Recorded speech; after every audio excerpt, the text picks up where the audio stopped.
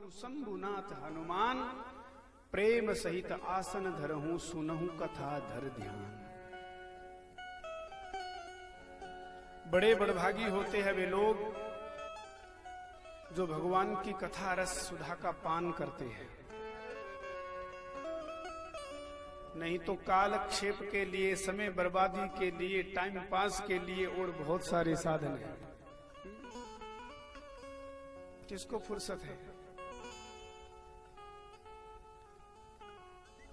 घर में दिन भर 15 मिनट ये चैनल देख लिया, फिर दूसरा बदल लिया, फिर 15 मिनट बाद वो बदल लिया, फिर दूसरा देख लिया, डबल बेड पे पड़े पड़े। किसको फुर्सत है कथा में? किसी को कहो महाराज कथा सुनो,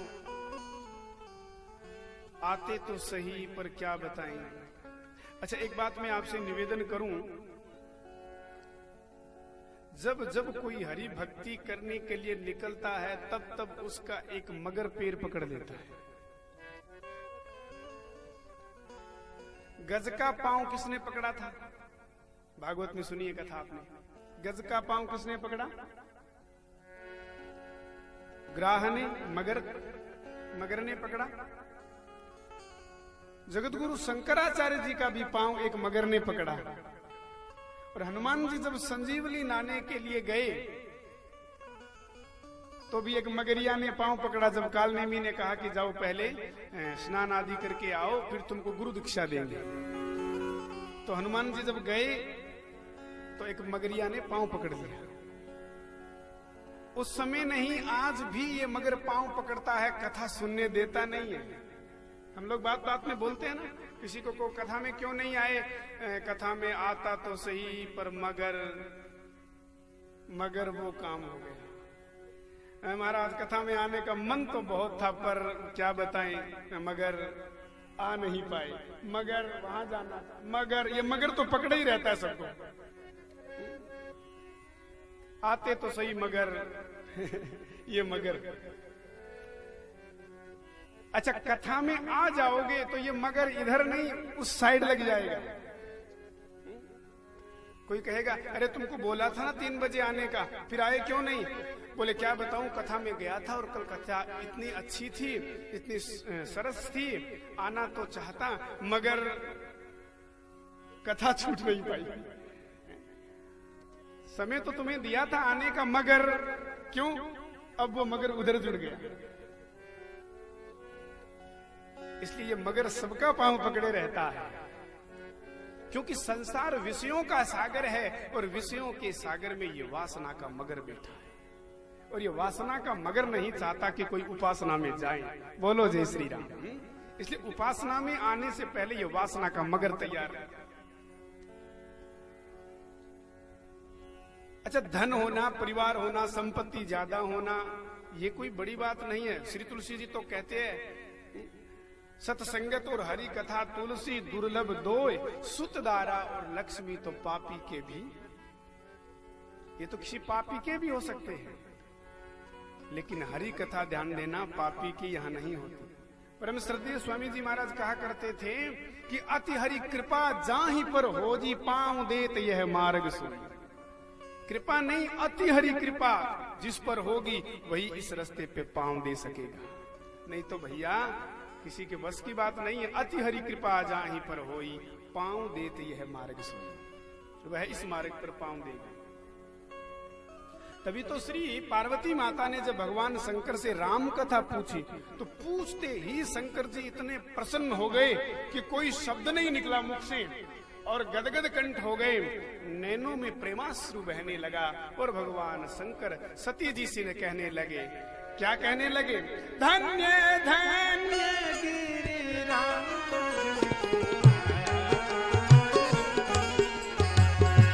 धन्य धन्य गिरिराज कुमार। एक बार नहीं, धन्य धन्य तुम समान नहीं कोई उपकारी,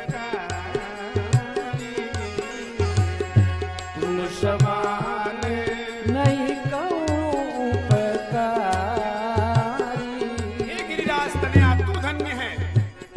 समान दूसरा कोई उपकारी नहीं है। और ध्यान देना, वही धन्य है कथा कराए, हरि कथा में तन मन धन से सहयोग करे, क्योंकि वो जगत के लिए उपकारी है, नहीं तो अनर्थकारी है। बोलो जय श्री राम। किसी काम का नहीं। धन्य धन्य गिरिराज कुमारी, तुम समान नहीं कोऊ उपकारी। इसलिए किसी प्रकार से कथा में जुड़ना, सत्संग से जुड़ना,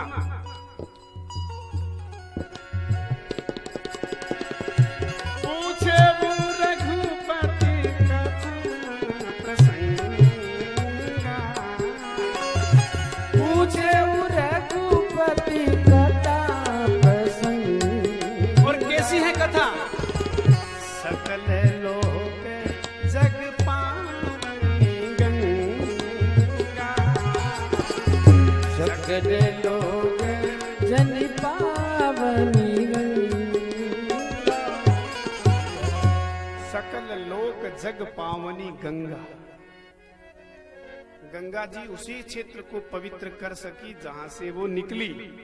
हरिद्वार, काशी, कई क्षेत्रों को पवित्र करती हुई मां गंगा निकलती है, लेकिन ये कथा रूपी गंगा तो ऐसी है, प्रत्येक क्षेत्र को पवित्र करती हुई निकलती है। हर गांव और हर गली, हर मोहल्ले को पवित्र करती हुई निकलती है। पूछूं रघुपति कथा प्रसंगा, वो गंगा सकल लोक पावनी नहीं, पर ये गंगा सकल लोक जग पावनी गंगा। वो गंगा शंकर जी के जटाओं से निकली है, शीश से, जिन चरणन से निक से सुरसरी शंकर जटा समाई, पर ये गंगा शंकर जी के मुखारविंद से निकली है। भवानी ने पूछा, शंकर जी ने कही। अद्भुत भगवान की ये कथा है। तो हम लोग भाव से कल गोस्वामी जी महाराज के चरित्र को श्रवण किए। श्री हनुमान जी की कृपा से पूज्यपाद गोस्वामी जी को राम दर्शन हुए हैं। मंदाकिनी तट राम घाट पर प्रगटे दशरथ नंदन। मंदाकिनी तट राज राम घाट पर प्रगटे दशरथ नंदन। बोले मधुर वाणी में धनुधर बाबा दे दो चंदन।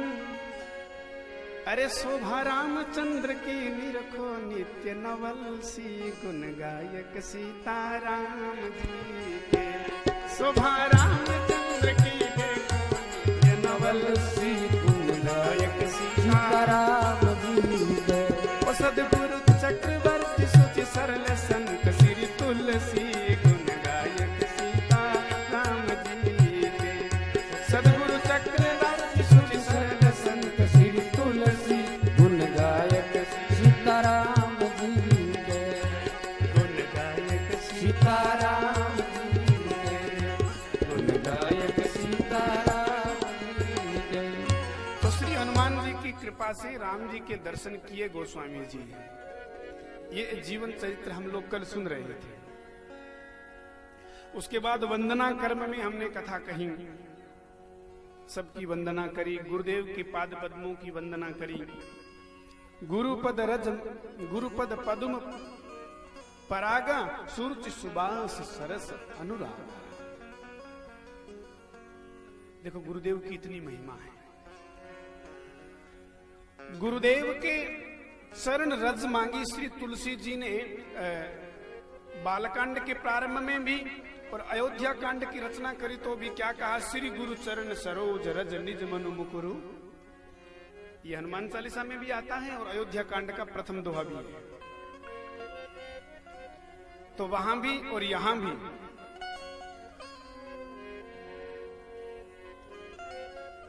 इसमें दो कारण है। वहां पर जो रज मांगी है उसमें एक कारण है निज मन मुकुरु सुधारी, मन रूपी मुकुर को सुधारने के लिए। और यहाँ पर जो रज मांगी है वो किस लिए मांगी है? बोले गुरुपद रज मृदु मंजुल अंजन नयन अम्य दृग दोष विभंजन। ये नयन के लिए मांगी है, वो मन के लिए मांगी है। अलग अलग कैसे? क्योंकि बालकांड बाल अवस्था की कथा है, और बाल अवस्था में मन कभी खराब नहीं होता। बाल अवस्था में नयन खराब होते हैं, क्योंकि बच्चे का मन खराब नहीं होता, बच्चा वही करता है जो देखता है। मन खराब नहीं होता, मन खराब युवा अवस्था, नेत्र खराब बाल अवस्था।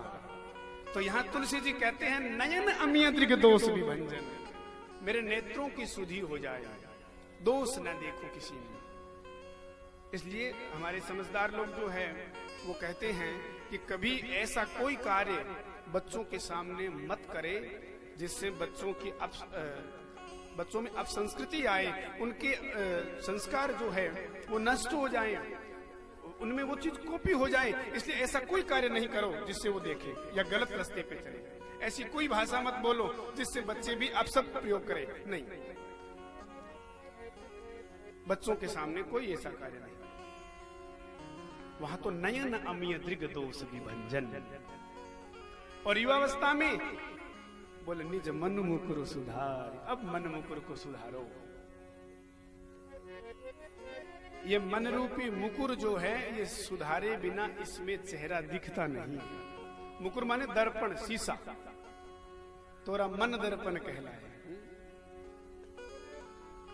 ये दर्पण जो है इसमें कब दिखेगा? बोले पहले श्री गुरु चरण सरोज रज, गुरुदेव के चरण की सरोज रज से पहले मन रूपी मुकुर को साफ कर लोगे तब तुम्हारा जो चेहरा स्पष्ट दिखेगा, तब तक नहीं दिखेगा। गुरुदेव के चरणों की रज का भी एक बड़ा महात्म्य है। देखो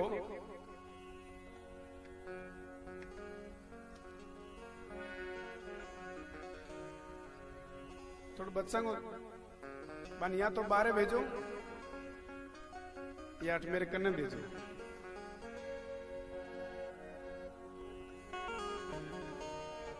बोलिए भक्तवत्सल भगवान की जय।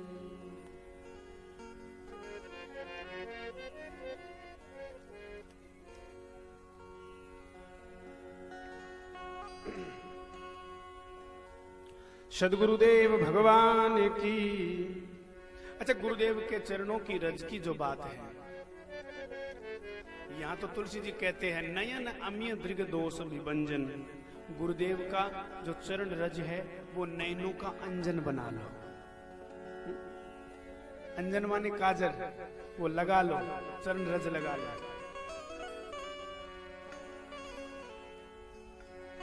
अच्छा, धूल यदि आंख में गिर जाती है तो आंख बंद होती है कि खुलती है? आंख बंद हो जाती है। और तुलसी जी कहते हैं कि नयन अमिय दृग दोष विभंजन। धूल को देखो तो सही, धूल यदि खुली आंख में गिर जाए तो आंख बंद हो जाती है, पर वही रज, वही धूल, जब धूल खुली आंखों में गिर जाती है तो आंख बंद हो जाती है, पर वही रज जो गुरुदेव के चरणों से जुड़ जाती है, तो गुरुदेव के चरणों से जुड़ी हुई रज जब आंख में पड़ जाती है तो बंद हुई आंख भी खुल जाती है। पहले गिर जाए तो बंद हो जाती है, पर गुरुदेव के चरणों से जुड़कर के रज यदि गिर जाए तो बंद हुई आंख भी खुल जाती है, उसको ज्ञान हो जाता है। इसलिए पूज्यपाद गोस्वामी जी कहते हैं बंदव गुरु पद पदों में परागा, तब गुरु पद पदों परागा, सुरुचि सुबास सरस अनुरागा, सुरुचि सुबास सरस अनुरागा। श्री गोस्वामी जी महाराज कहते हैं गुरुदेव के चरणों की रज लगाओ, लेकिन हमने क्या किया? एक आदमी का पेट खराब था और आंख भी खराब थी। डॉक्टर के पास में गया तो डॉक्टर ने एक पुड़िया में अंजन बांध के दिया, बोले ये आंखों पर लगाना, और एक पुड़िया में औषधि दी, बोले ये खाना। अब वो घर आया तब तक पुड़िया बदल गई। जो डॉक्टर ने, वैद्य ने आंखों पर लगाने की कही थी वो तो ले ली, और जो नैनों पर लगाने की कही थी वो तो पेट में ले ली, और जो पेट में लेने के लिए कही थी वो आंखों पर लगा ली। तो बताओ गड़बड़ तैयार होगी और बढ़ेगी। इसलिए हमारी तो पुड़िया बदल गई है। श्री तुलसी जी कहते हैं नियरे होई सूझत नहीं, नजदीक में कथा है फिर भी सूझ नहीं रही है। देखो नियरे हो सूजत नहीं लानत ऐसी जिंद, तुलसी या संसार को भयो मोतिया बिंद। जय हो। मोतिया बिंद हो गया है, नजदीक में कथा और आते नहीं, इसको बोलते मोतिया बिंद, रोगी है। वंदबु गुरु पद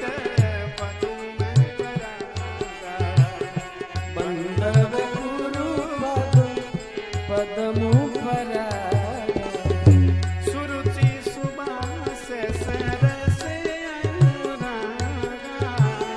सुरुचि सुबास सरस अनुरागा, अमिय मूरी मय चूरन चारो, अमिय मूरी मय चूरन चारो, समन सकल भव रोज परिवारो, समन सकल भव रुज परिवार, समन सकल भव रुज परिवारो, समन सकल भव रुज परिवार।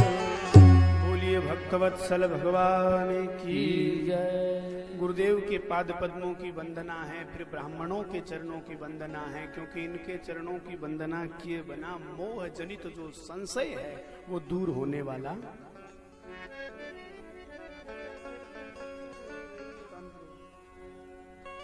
मोह जनित जो संशय है वो दूर होने वाला नहीं है, इसलिए प्रथम ब्राह्मणों के चरणों की वंदना है। श्री रामचरितमानस में राम जी लक्ष्मण जी से भी कहते हैं, प्रथम ही विप्र चरण अति प्रीति, पहले विप्र चरणों में प्रीति करो, फिर सुजन समाज की वंदना है, फिर संत समाज की वंदना है। क्योंकि संत समाज श्री तुलसी जी कहते हैं, मुद मंगलमय संत समाजू जो जग जंगम तीर्थ राजू। ये तीर्थराज प्रयाग है संतों का समाज, चलता फिरता तीर्थराज प्रयाग है। अच्छा, तीर्थराज प्रयाग से भी ये तीर्थराज प्रयाग सुलभ है, ध्यान देना। तीर्थराज प्रयाग में बहती है गंगा, पर यहां पर राम भगति जह सुरसरी धारा, राम जी की भक्ति की जो कथा है वो सुरसरी है, और ब्रह्म विचार की जो बात है, गोपनीय कुछ बातें हैं, ब्रह्म तत्व का निरूपण करने वाली जो गाथाएं हैं वो सरस्वती है। क्योंकि सरस्वती लुप्त रहती है, ऐसे ही तत्व विचार जो है वो थोड़ा गूढ़ होता है। अच्छा, यमुना विधि निषेधमय कलिमल हरणी, कर्म कथा रवि नंदनी बरनी।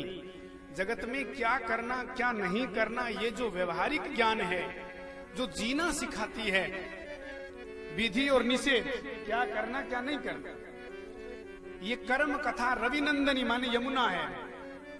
तो प्रयाग में क्या है, गंगा यमुना सरस्वती, तो यहां भी क्या हो गई, राम भक्ति गंगा, ब्रह्म तत्व की बात सरस्वती, और विधि निषेध की कथा यमुना, इसलिए गंगा यमुना सरस्वती तीनों हो गए। ये भी त्रिवेणी है। अच्छा, उस प्रयाग में आप जब जाओगे तो तीन चीजें जरूरी है, एक तो शरीर, एक समय, और थोड़ा पैसा भी है।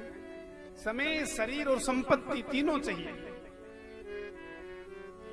लेकिन इस तीर्थ में आने के लिए न तो ज्यादा समय चाहिए है? शरीर भी इतना स्वस्थ नहीं है तो कोई बात नहीं, 10, 15, 20 मिनट तो आ ही सकते हैं, और संपत्ति की भी ज्यादा आवश्यकता नहीं है।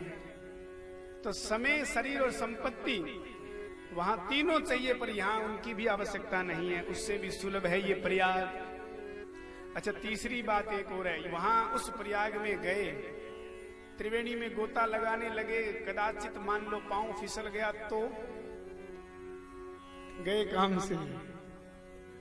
और इसमें यदि पांव फिसल गया तो जिन खोजा तिन पाइया गहरे पानी पेट। जितना पांव फिसलेगा अंदर जाओगे उतना ज्यादा आत्मानुभूति होगी, आनंदानुभूति होगी, परमानंद की अनुभूति होगी। ये ऐसी त्रिवेणी है, चलता फिरता प्रयाग है। बट विश्वास अचल निज धर्मा तीर्थ राज सदैव सुकर्मा। वहां बट विश्वास अक्षय वट है, और अक्षय वट अक्षय जो कभी क्षय ना हो, ऐसा प्रयाग में एक वट वृक्ष है अक्षय वट। और यहां अक्षय वट क्या है? बोले निज धर्मा, अपने धर्म पर रहना ही बटु विश्वास। अपने धर्म पर विश्वास यही अक्षय वट है। राम भक्ति गंगा है, तत्व विचार की बात सरस्वती है, विधि निषेध की कथा यमुना है। तो गंगा यमुना सरस्वती हो गए कि नहीं त्रिवेणी? अच्छा, त्रिवेणी वो प्रयाग की भी है, कथा भी है, और त्रिवेणी ही ठाकुर जी के चरण है, उनको भी त्रिवेणी बोलते हैं। कैसे? त्रिवेणी का एक अर्थ है तीसरी जो सरस्वती है वो लुप्त रहती है। जैसे गंगा जी का रंग कौन सा है? धवलधार। गंगा मैया पहाड़ों से निकल करके आती है तो उसका कलर क्या है? धवल।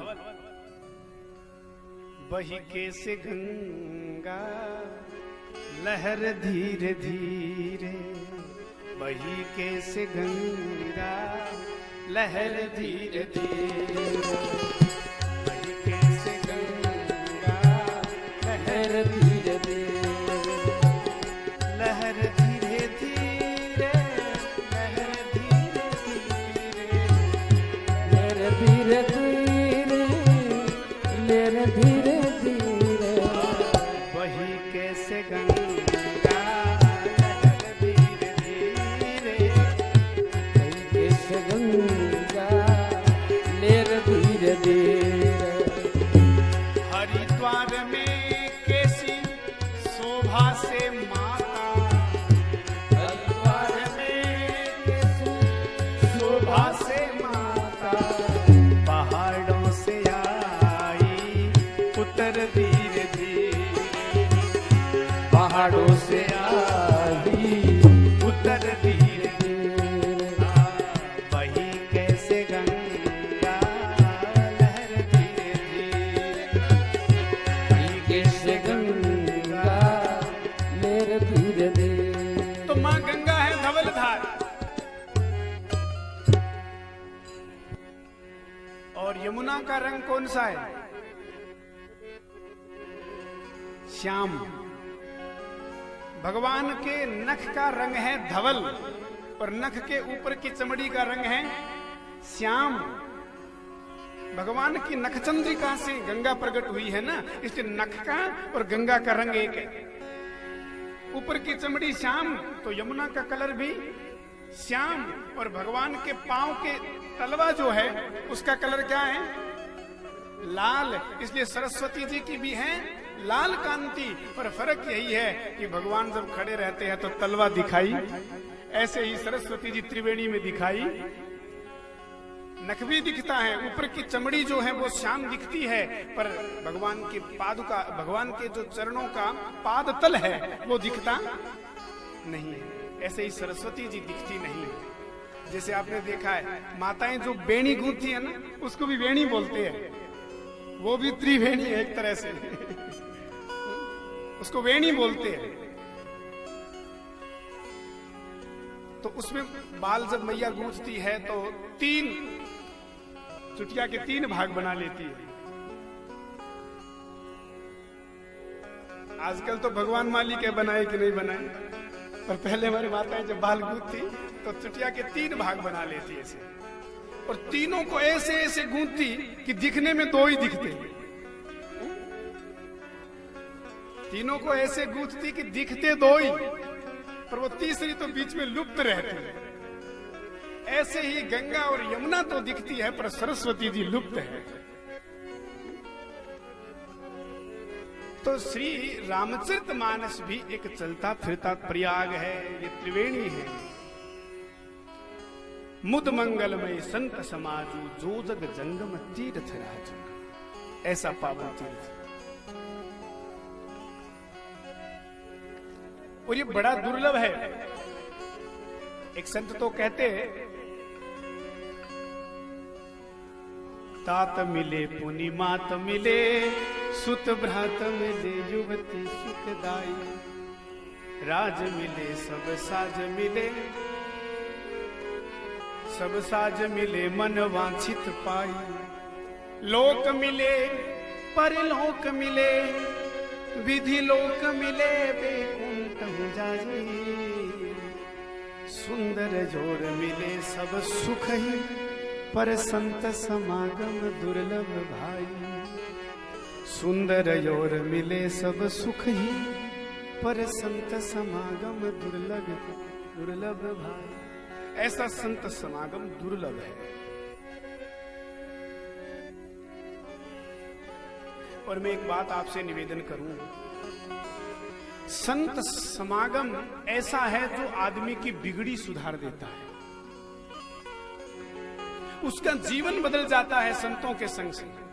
अच्छा, गलत आदमी की आप संगति करोगे ना, आप चाहे कितने ही अच्छे हो, कितने ही व्यसन से दूर रहते हो, आपका एकदम निजी कोई एकदम साथ रहने वाला आदमी जब आपकी चर्चा कहीं पर होगी तो कोई कहेगा कि आजकल भैया वो भी थोड़ा हमें डिस्टर्ब लगता है, थोड़ा गलत लगता है। तो पहले तो हमारा साथ ये कहेगा नहीं नहीं, उसकी तो हम गारंटी लेते हैं, हमारे साथ में रहा है, वो आदमी ऐसा नहीं हो सकता। पर वो कहेगा नहीं हमने देखा है, तो आपका एकदम कोई निजी मित्र भी ये कहेगा हो सकता है पहले तो ऐसा नहीं था, पर आजकल 15-20 दिन से महीना भर से थोड़ा उसका संग और लोगों के साथ है। अब चाहे आप नहीं भी है, लेकिन आप गलत संगति के कारण लौकिक दृष्टि में सिद्ध हो गए कि हो सकता है आजकल थोड़ी उठ बैठ तो खराब ही है। इसलिए उनके संगति से संसर्ग दोष जा गुणा भवंती, शास्त्र कहते हैं संगति से दोष आते हैं और संगति से गुण आते हैं। जैसा करो संग वैसा चढ़े रंग। इसलिए संत समागम जो है भवसागर से पार करता है। और संत का संग तो तुम यदि किसी तरह कर लोगे, संत मान लो कदाचित क्रोध भी करता है, फिर भी उसकी, आजकल तो लोग कहते हैं महाराज कहां संत रहे हैं।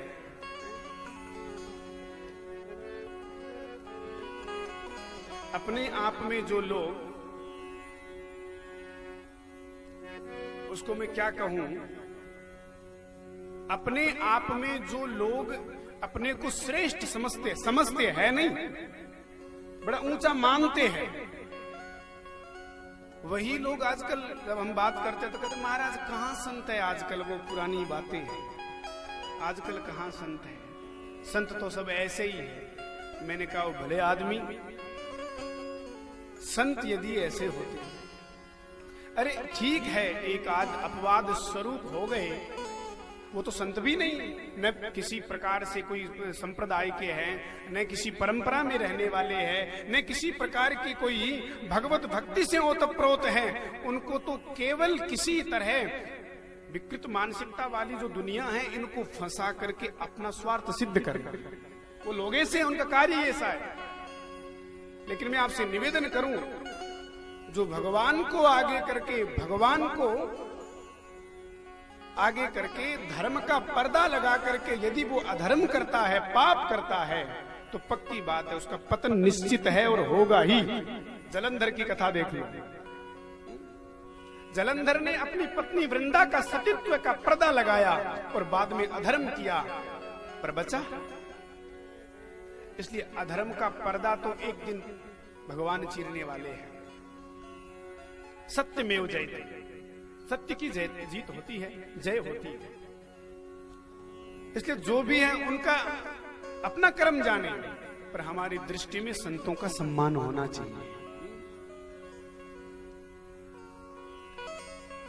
संत का तो क्रोध भी कल्याण करता है। संत का क्रोध भी, भरत जी ने कैकेयी मां पर क्रोध किया, सब अयोध्या वासियों को गालियां दी कि तुमने मेरे राम को वन भेज दिया, तुमने मेरे राम को वन भेज दिया। लेकिन पता है भरत जी के क्रोध का परिणाम क्या मिला? समस्त अयोध्या वासियों को माताओं सहित चित्रकूट में राम दर्शन हो गया। इसलिए संत यदि क्रोध भी करे तो राम दर्शन करवाए। भरत जी के क्रोध का परिणाम की राम दर्शन। श्री माधव दास जी महाराज की, उनका एक नियम था, वो रोज